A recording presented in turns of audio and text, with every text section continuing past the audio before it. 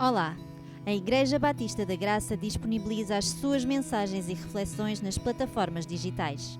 Se quiseres continuar a receber, podes acompanhar-nos no Spotify e YouTube. Deus abençoe. Queria pedir então aos irmãos que pudéssemos abrir em 1 de Pedro 1, 13 e vamos ler até ao 21. Já lemos, mas vamos ler novamente para ficar bem nas nossas mentes. Portanto, cingindo o vosso entendimento, sede sóbrios e esperai inteiramente na graça que vos está sendo trazida na revelação de Jesus Cristo. Como filhos da obediência, não vos amoldeis às paixões que tinhais anteriormente, na vossa ignorância. Pelo contrário, segundo é santo aquele que vos chamou, tornai-vos santos também vós mesmos em todo o vosso procedimento. Porque escrito está: sede santos, porque eu sou santo. Ora, se invocais como Pai aquele que, sem exceção de pessoas, julga segundo as obras de cada um, portai-vos com temor durante o tempo da vossa peregrinação, sabendo que não foi mediante as coisas corruptíveis, como a prata ou ouro, que fostes resgatado do vosso fútil procedimento que os vossos pais vos legaram, mas pelo precioso sangue, como de cordeiro, sem defeito e sem mácula, o sangue de Cristo. Conhecido com efeito antes da fundação do mundo, porém manifestado no fim dos tempos, por amor de vós, que por meio dele tendes fé em Deus, o qual o ressuscitou dentre os mortos e lhe deu glória, de sorte que a vossa fé e esperança estejam em Deus. Vamos orar. Senhor Deus, agradecemos-te esta oportunidade que temos de estar aqui, na tua casa, e agora a adorar-te e a ouvir a tua palavra. Queremos-te pedir, Senhor, que nos dês entendimento para compreender este texto e para saber aplicá-lo às nossas vidas. Sabemos que os nossos corações são duros e apenas pela tua ação do Espírito Santo podemos mudar e caminhar rumo à santidade. Queremos por isso pedir que nos abençoes e abençoa também a mim que vou agora entregar esta mensagem. Oramos em nome de Jesus. Amém.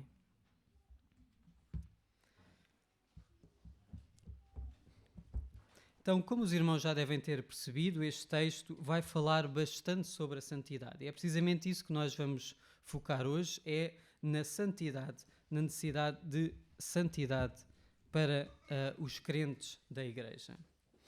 E então, nós neste texto vamos ver essencialmente três imperativos, três ordens, três mandamentos na positiva que nós devemos fazer. Vamos vê-los no versículo 13, no 15 e no 17. E estes são três imperativos fundamentais para a nossa vida cristã. Todos os cristãos devem seguir isto. É algo fundamental, não é algo opcional. E nós vemos logo então no versículo 13, o primeiro desses imperativos. Diz assim: por isso, cingindo o vosso entendimento, sede sóbrios e esperai inteiramente na graça que vos está sendo trazida na revelação de Cristo Jesus. Temos aqui então primeiro uma imagem, que é esta imagem de cingir o entendimento. O que é então cingir o entendimento? Na antiguidade, as pessoas, e no tempo de Jesus, as pessoas usavam túnicas, e as túnicas normalmente iam até aos tornozelos. Era uma forma de se proteger do pó, do calor, das areias. Ainda hoje, naquela zona do mundo, na Península Arábica, ainda usam esse tipo de roupa.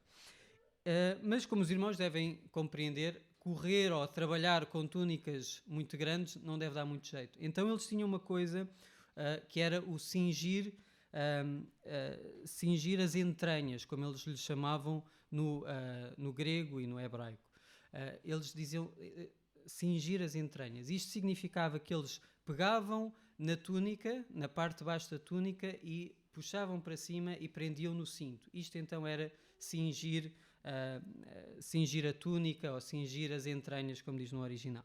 E aqui então o apóstolo Pedro usa esta imagem de cingir, de estar preparado para trabalhar, para fazer algo ativo, e diz que nós devemos cingir o nosso entendimento, a nossa mente. Então, antes de mais, antes de começarmos a ler todo o resto dos versículos, temos de preparar o nosso entendimento. Preparar para sermos ativos naquilo que vamos fazer. A santificação, então, não é algo que é passivo, não acontece sem pensamento, não acontece por defeito. Acontece quando nós temos uma atitude ativa de querer fazer alguma coisa.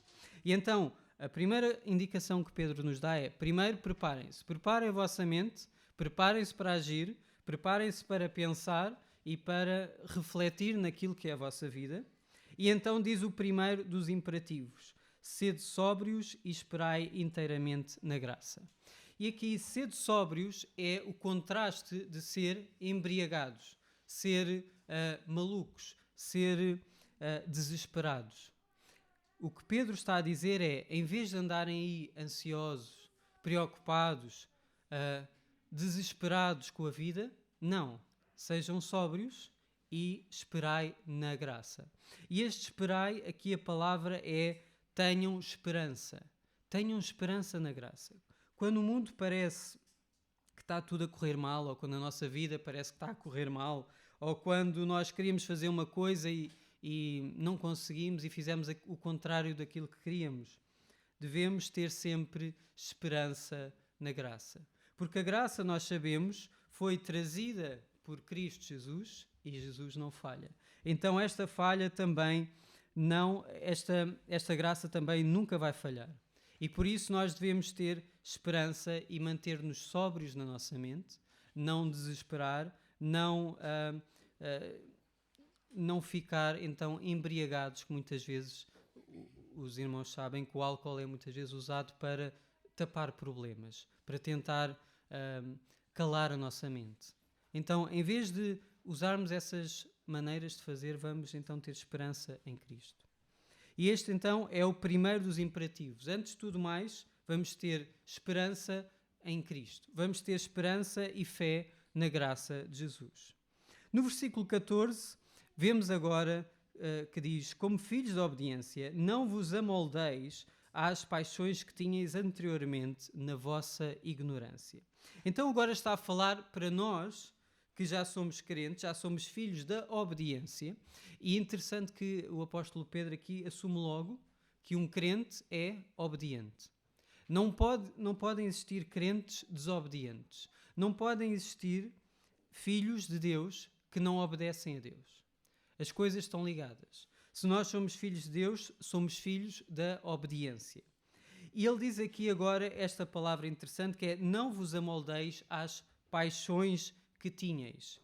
E aqui a palavra no grego original do amoldeis aparece apenas mais uma vez em todo o Novo Testamento, que é em Romanos 12:2, talvez os irmãos conheçam este versículo, que é: não vos conformeis com este século, mas transformai-vos pela renovação da vossa mente, para que experimenteis qual seja a boa, agradável e perfeita vontade de Deus. Esta palavra não era muito comum, portanto é muito possível que Pedro tenha tido conhecimento da carta aos Romanos, que Paulo já tinha escrito, e tenha usado a mesma palavra para que todos nós pudéssemos fazer a ligação ao que o apóstolo Paulo também estava a dizer. É importante perceber que todo este texto que nós estamos a ler é uma epístola do apóstolo Pedro para todos os crentes. Pedro está aqui a dar instrução. Então, tudo o que Pedro está aqui a dizer, está a dizer com a autoridade de Deus. Não é a opinião dele, não é histórias que aconteceram ou alguma coisa que alguém disse. Não, é o que Deus está a falar através do apóstolo Pedro e que nos está a instruir. Portanto, isto tem autoridade para a nossa vida. Há muitas coisas na Bíblia que nós podemos ter opiniões diferentes. Por exemplo, o Apocalipse, como é que vai acontecer? É uma literatura apocalíptica. Às vezes temos algumas imagens figurativas, mas aqui não é nada disso. Não há espaço propriamente para opiniões. Aqui temos uma instrução clara de Pedro. Então, o Evangelho requer obediência. E o resultado dessa obediência é que nós não nos vamos amoldar ou não nos vamos conformar com as nossas paixões, com os nossos desejos, que nós sabemos que são pecaminosos. Nós, por natureza, somos pecaminosos, então os nossos desejos, as nossas paixões e os desejos do mundo, ou como dizem em Romanos 12:2, os desejos deste século, são pecaminosos, porque o mundo é pecaminoso. Então nós, sendo obedientes, sendo filhos da obediência, não nos vamos deixar levar por esses desejos e por essas paixões, mas vamos seguir então a Deus. Então, todos nós pecávamos na nossa ignorância. Diz aqui que todos nós tínhamos paixões na nossa ignorância. Mas nós que conhecemos a Cristo já não estamos na ignorância. Nós já temos o conhecimento de que Deus é santo. Então, todos nós já sabemos que devemos seguir a Cristo. No versículo 15 diz, então, pelo contrário, segundo é santo, ou porque é santo aquele que vos chamou, tornai-vos santos também vós mesmos em todo o vosso procedimento. Então temos aqui o contraste. O que nós não devemos fazer é seguir as nossas paixões, seguir as paixões do mundo. O que nós devemos fazer, porque nós somos santos, porque nós somos separados por Deus, é sermos também nós mesmos santos, porque Deus é santo. E fazer isso em todo o nosso procedimento. Não diz aqui tornai-vos santos quando vão à igreja. Ou não diz aqui tornai-vos santos quando estão a orar ou quando estão a ensinar a Bíblia. Diz aqui tornai-vos santos em todo o vosso procedimento. No Velho Testamento, quem era santo era Israel. Era a nação que foi separada por Deus, foi escolhida por Deus e separada dos outros povos para deixar o paganismo, deixar a adoração animística e passar a adorar a Deus. E era um povo sacerdotal. Então, no Velho Testamento, esses são os santos. No Novo Testamento, os santos é a Igreja. Nós lemos na escola dominical sobre o Pentecostes e o início da Igreja. Todos nós somos o atual Israel. Somos os santos desta era. Então, todos nós fomos separados do mundo para servir a Deus.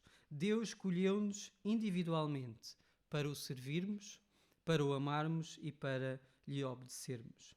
E é possível que talvez alguns de nós tenham conhecido este Evangelho e até acreditem neste Evangelho, mas estejamos a fugir dele, tal como Jonas fez, a fugir de Deus. Mas o amor de Deus e a graça de Deus é de tal forma irresistível que se Deus quis chamar-nos para ser santos, nós vamos ser santos, eventualmente. Está escrito no versículo 16, sede santos porque eu sou santo. Vemos então aqui o segundo imperativo, tornai-vos santos. Já vimos no primeiro imperativo que temos de estar preparados, preparar a nossa mente e ser sóbrios, e vemos agora que o segundo imperativo, o segundo mandamento é ser santos. E porquê é que nós somos santos? Porquê é que devemos ser santos? Porque Deus também é santo. Isto é uma citação de Levítico 19:2 que diz: fala a toda a congregação dos filhos de Israel, ou se nós aplicarmos isto aos dias de hoje, fala a toda a igreja, e diz: santos sereis, porque eu, o Senhor vosso Deus, sou santo. Então, isto não é uma invenção do Novo Testamento, já vinha desde o Velho Testamento. Deus é santo, Deus é separado, Deus é totalmente outro, e Deus separou-nos também a nós para sermos santos. Nós vemos talvez a maior declaração de santidade de Deus em Isaías 6:3, na visão que Isaías tem, e depois novamente no final da Bíblia, em Apocalipse. Eu vou ler aqui só o versículo 6:3 de Isaías, que, se os irmãos sabem, Isaías tem a visão do trono e depois estão 4 serafins, 4 anjos, que têm 6 asas, 2 a tapar a cara, 2 a tapar as pernas, 2 para voar, e andam constantemente à volta do trono a cantar: Santo, Santo, Santo é o Senhor dos exércitos, toda a terra está cheia da sua glória. Estão eternamente a cantar isto, porque Deus é santo, santo, santo. Nós somos santos, fomos separados por Deus para o servir. Deus é santo, santo, santo. é o superlativo da santidade. É totalmente outro. Não existe nenhum outro ser no universo que seja sequer semelhante a Deus, que atinja o seu nível de santidade. Por isso é que Deus é o único a quem podemos aplicar este título Santo, Santo, Santo. Nós nunca vamos merecer este tipo de adoração. No entanto, Deus é santo e se nós servimos a Deus, então nós também devemos ser santos. Nós devemos imitar aquele a quem servimos. E se servimos a Deus, ou se dizemos que servimos a Deus, devemos também imitar o seu caráter e ser santos, ou tentar ser santos, naquilo que conseguimos. E é precisamente isso que vai dizer agora o versículo 17. Ora, se invocais como Pai, aquele que sem exceção de pessoas julga segundo as obras de cada um, portai-vos com temor durante o tempo da vossa peregrinação. Então, se dizemos que somos filhos de Deus, se dizemos que Deus é o nosso Pai, então temos de portar-nos com temor a Deus.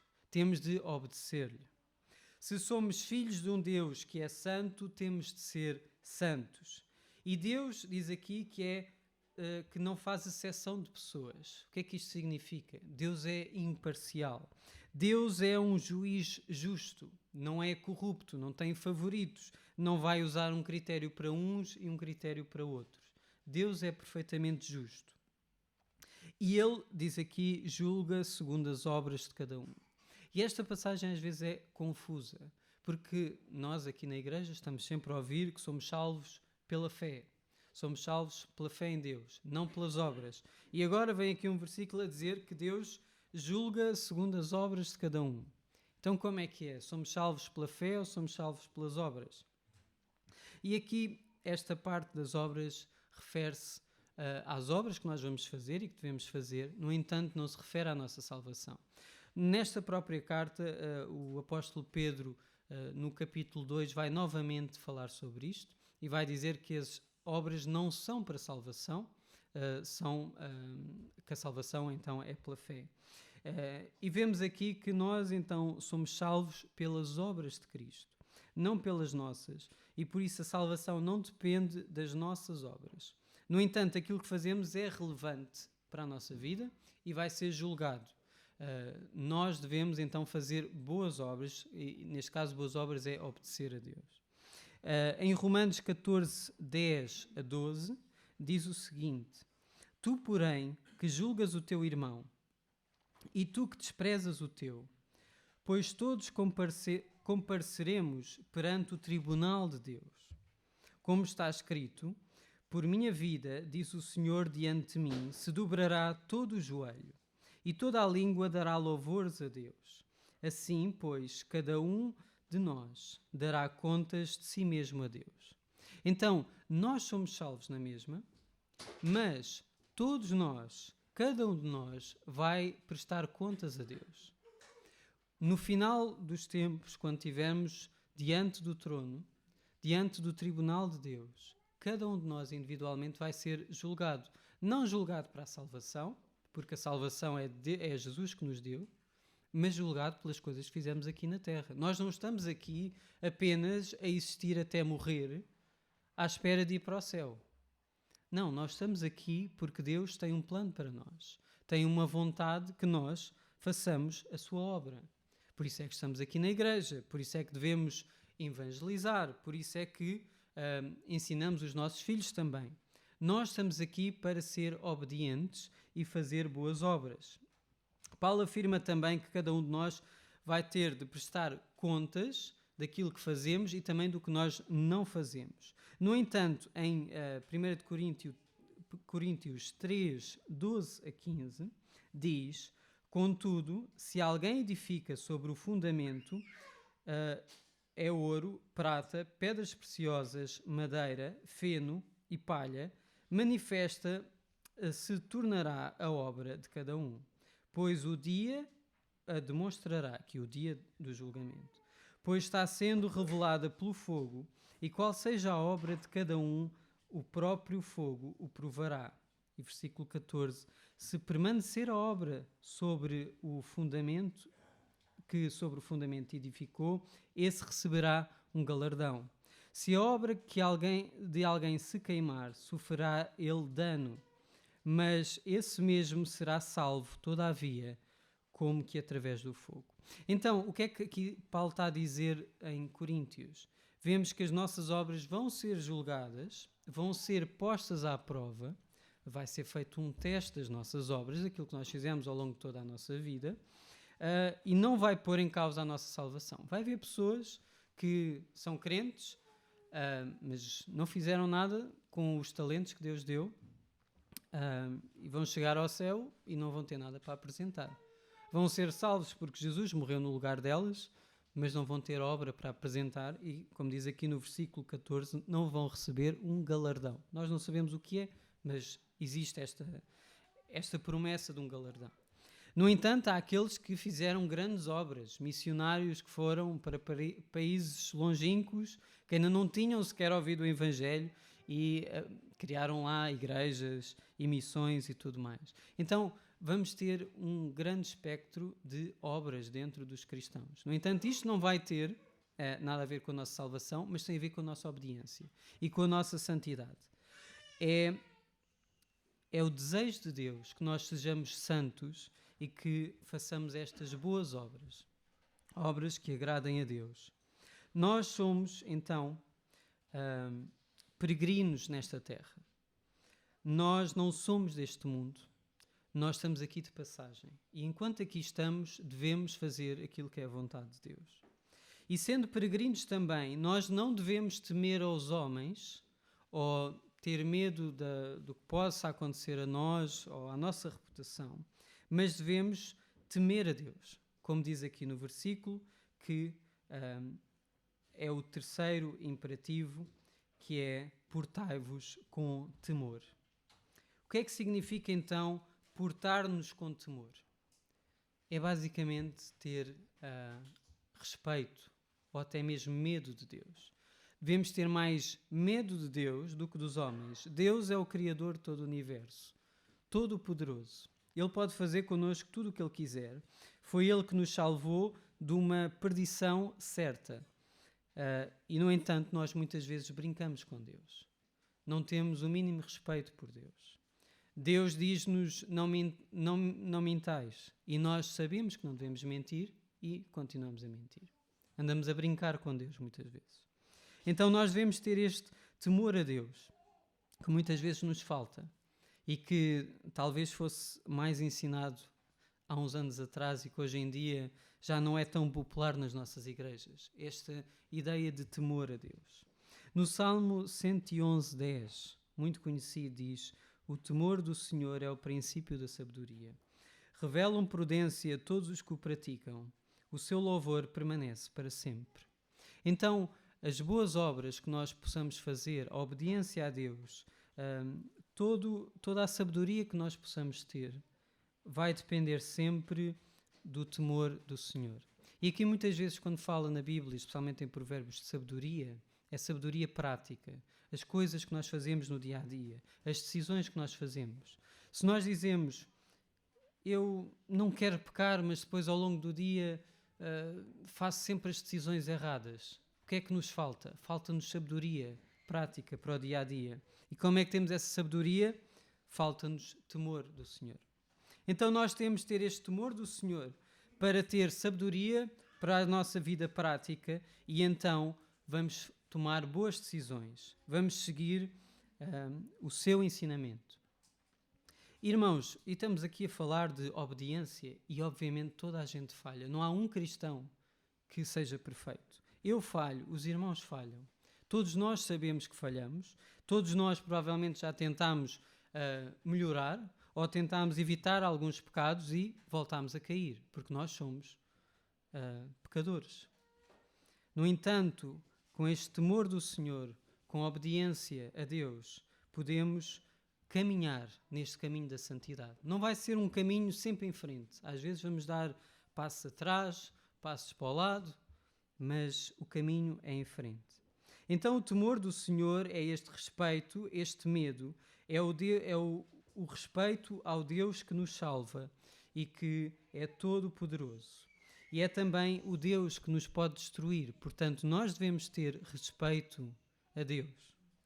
Temos de ter então temor a Deus, e este é o terceiro imperativo, a terceira ordem que Pedro nos dá para a nossa vida. Versículo 18 diz o seguinte: sabemos que não foi mediante coisas corruptíveis, como prata ou ouro, que foste resgatado do vosso fútil procedimento que os vossos pais vos legaram.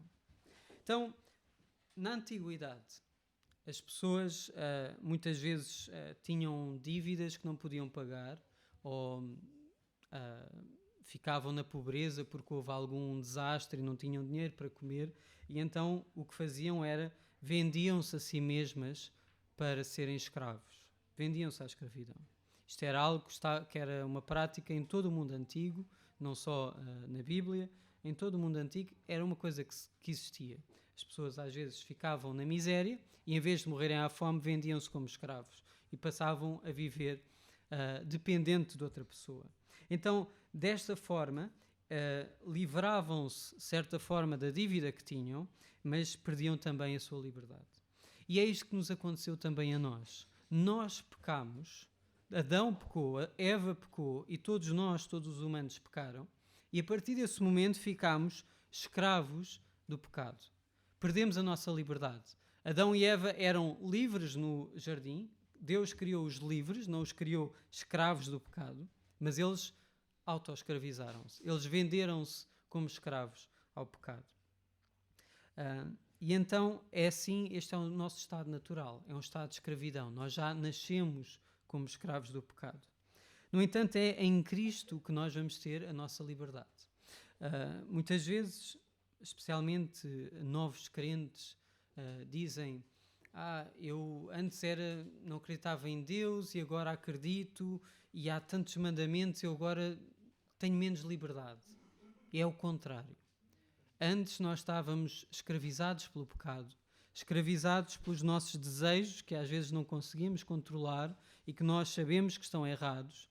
Fazíamos as coisas que não queríamos fazer ou que achávamos que queríamos fazer naquela altura, mas depois olhávamos para trás e não queríamos fazer aquilo ou não devíamos ter feito. E, portanto, estávamos escravizados pelo pecado.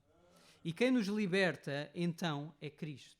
É Cristo que nos liberta desta escravidão. E não nos liberta com prata ou ouro. Não há dinheiro que possa pagar esta liberdade. Nem o maior bilionário que existe no mundo, com todo o dinheiro do mundo, pode pagar a sua própria salvação. E pode pagar para se livrar do pecado. Nós fomos salvos com algo muito mais precioso. Fomos salvos com o sangue de Jesus. E é isso exatamente que diz o versículo 19. Mas pelo precioso sangue, como de cordeiro sem defeito e sem mácula, o sangue de Cristo. Foi Cristo que não tinha nenhum pecado, nenhuma imperfeição. Foi Cristo que não merecia de todo qualquer castigo, que morreu no nosso lugar. Isto é esta visão de o cordeiro sem defeito e sem mácula, já vemos no Velho Testamento. Quando os sacrifícios eram feitos, tinha de ser um cordeiro sem defeito. Significa que o sacrifício a Deus não é os nossos restos, não é o que nós não queremos, é aquilo que é mais precioso. No Egito também, na 10ª praga, a praga em que Deus mandou o seu anjo para matar os primogénitos, deu instrução aos israelitas para que sacrificassem então um cordeiro sem defeito e sem mácula. E aqueles que sacrificavam e punham o sangue na porta ficavam então salvos, de certa forma. Ficavam salvos daquele castigo. E é exatamente igual connosco. Nós somos salvos se tivermos o sangue de Jesus na nossa ombreira da porta. É tão simples quanto isso. Se no julgamento final Deus olhar para nós e vir as nossas obras, o nosso sangue, o nosso pecado, nós vamos ser julgados e vamos ser condenados. Se vir o sangue de Cristo, vamos ser salvos. Então, é o sangue precioso de Cristo, a coisa mais preciosa do mundo, que nos salva e que nos permite ter uma vida eterna. Versículo 20. Conhecido com efeito antes da fundação do mundo, porém manifestado no fim dos tempos, por amor de vós. Este é o plano então da redenção, que diz aqui que já estava conhecido antes da fundação do mundo. E aqui a palavra em português conhecido parece que Deus já sabia o que é que ia acontecer, mas na realidade o significado no grego original é mesmo estava determinado desde o início da fundação do mundo. Desde a criação, que Deus já tinha determinado exatamente o que é que ia acontecer. Já tinha determinado que os humanos iam ser criados, que os humanos iam pecar e que Deus iria enviar o seu Filho, Jesus Cristo, para morrer no nosso lugar e para nos salvar. Este é o plano que existia desde sempre, não foi um plano B. A vinda de Cristo não foi, como algumas pessoas acreditam, um plano que Deus inventou à última da hora porque primeiro Adão e Eva falharam, então vamos inventar aqui alguma coisa, inventou os sacrifícios e depois inventou a lei de Moisés e os humanos continuaram a falhar, então Deus finalmente veio com o plano B, que era enviar Jesus. Não é nada disto. Este plano de enviar Jesus era o plano desde o início. Deus assim o determinou. E Deus revelou então no final dos tempos, e diz aqui, por amor de vós. Deus enviou o seu Filho, porque nos amou, para morrer no nosso lugar e para que nós pudéssemos ser salvos. Estamos então no final dos tempos. A história do mundo tem um início e tem um fim. Teve o início, que foi a criação, teve toda a história de Abraão, a história do povo de Israel, e agora estamos no final dos tempos. Jesus já veio, Jesus já morreu, a igreja já existe, já temos a salvação e agora estamos à espera do final, quando Jesus vai voltar. Estamos nós então a aguardar. Já não vai haver mais nada na história da humanidade além disto. Deus vai enviar de volta o seu Filho Jesus para terminar este mundo e nos julgar. Aqueles que tiverem sido limpos pelo sangue de Jesus vão ser salvos, aqueles que não forem vão ser condenados. Versículo 21, último versículo. Por meio dele, tendes fé em Deus, o qual ressuscitou dentre os mortos e lhe deu glória. Deus ressuscitou Jesus dentre os mortos e lhe deu glória. De sorte que a vossa fé e esperança estejam em Deus. Então diz aqui, por outras palavras, vocês têm fé em Deus que ressuscitou Jesus, deu glória a Jesus e por isso nós podemos ter fé e esperança e podemos estar com Deus. Então, tal como Deus ressuscitou Jesus e lhe deu glória, Deus também vai fazer isso connosco. Essa é a nossa esperança, essa é a nossa fé. Que no final dos tempos, quando Jesus voltar, mesmo que nós já estejamos mortos, Deus vai nos ressuscitar e Deus vai nos glorificar e vamos viver com Ele para sempre. Deus então já ressuscitou Jesus e vai ressuscitar-nos a nós também. Esta é a nossa esperança, a vida eterna com Deus. E por isso então, chegamos aqui ao fim dos versículos, temos 3 imperativos importantes para levar connosco para o resto da semana. Em primeiro lugar, ser sóbrios e ter esperança na graça de Deus. Não desesperar, não desistir. Mesmo quando nós falhamos, continuar a confiar na graça de Deus. Em segundo lugar, devemos ser santos. Devemos fazer aquilo que está de acordo com a vontade de Deus. E nós podemos dizer, eu não sei o que é ser santo. Nós sabemos o que é o pecado. Ser santo é o contrário do pecado. Portanto, é não pecarmos, ser santos como Deus é santo. E em terceiro lugar, temor a Deus. Temer a Deus. É este temor a Deus que é o princípio da nossa sabedoria. É o temor a Deus que nos vai ajudar a tomar as decisões certas para sermos santos. A resistir à tentação, a agir de acordo com a vontade de Deus. Nenhum de nós é perfeito e todos temos pecado. Aquele que diz que não tem pecado é mentiroso, diz em 1 João 1. Por isso, irmãos, cada um de nós, individualmente, deve refletir sobre este texto no seu coração e encontrar os pecados a agir. Às vezes são pecados na nossa vida individual, nas coisas que nós fazemos ou pensamos quando ninguém está a ver. Pode ser pecados na nossa família, quando não somos amorosos com a nossa esposa ou nos iramos sem razão com os nossos filhos. Pode ser no trabalho, quando participamos em coisas que não devíamos fazer, ou fazemos falcatruas, ou mentimos, ou enganamos, ou gozamos com colegas. Então, o pecado pode estar em muitas áreas da vida e cada um de nós deve refletir, analisar a sua vida e agir. Agir é a palavra-chave. Não podemos só pensar, não podemos só saber o que é que está errado, mas devemos agir. Ter fé que Deus nos salvou pela sua graça, agir de forma decisiva para combater o pecado e ser santos como Deus é santo. Esta é a vontade de Deus.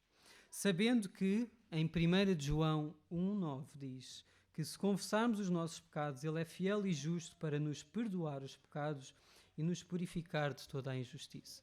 Portanto, irmãos, não interessa o pecado que nós temos no nosso passado. Não interessa se é a pior coisa possível, se já falhamos muitas vezes no mesmo pecado. Deus perdoa e Deus purifica. E agora é o tempo de começarmos a viver em santidade. Portanto, vamos viver no temor a Deus. Vamos saber que Deus tem sempre o melhor para nós, que todas as coisas cooperam para o bem daqueles que amam a Deus e que são chamados segundo o seu propósito. Nós vamos ser santos como Deus é santo. Oremos. Senhor Deus, agradecemos-te este texto, agradecemos-te porque falaste a nós esta manhã. Agradecemos-te porque tu nos perdoas sempre de todo o pecado que nós temos, que é enorme, e tu nos purificas. E tu nos dás um plano para a nossa vida que te agrada. Ajuda-nos, Senhor, a ser sóbrios, a ter fé na tua graça, a saber que tu nunca nos vais abandonar. Ajuda-nos a ter o desejo de ser santos, de te agradar, de ser santos como tu és santo. E ajuda-nos, Senhor, a ter temor a ti e obediência. Ajuda-nos a obedecer no nosso dia a dia. Queremos te pedir que esta palavra não entre por um lado e saia por outro. Queremos te pedir que esta palavra continue connosco durante a semana e que nos leve a tomar decisões sobre a nossa vida e nos leve a ser mais santos como tu és santo. É isso que queremos pedir em nome de Jesus. Amém.